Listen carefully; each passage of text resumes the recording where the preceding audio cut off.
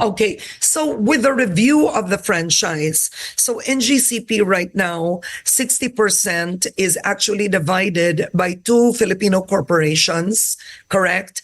And you have 40% that's owned by the State China. Grid of China. Yeah. Yeah. Yeah. So the question now is, in the review of the franchise, how does this affect the services to the Filipino people if hypothetically there is a revocation and a change in ownership?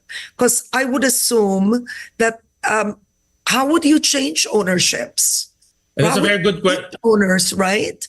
Yeah, that's a very good question, Karen. That's why we have also, us as legislators, we need to also be very careful in our recommendation whether to revoke the franchise, because this is a very technical operation.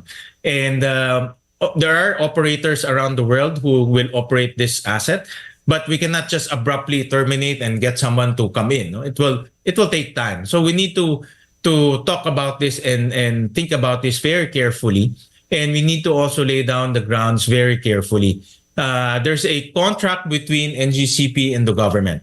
And of course, the contract will also protect the interests of NGCP. So while we can revoke the franchise, we also need to be mindful that NGCP can file cases against government, and trigger an arbitration. And that will create a lot of problems, not only corporate problems, but operationally, because it might cascade operationally. So we need to be very careful, and we need to plan this out as government, not only as legislators or us in the Senate, but also as one government.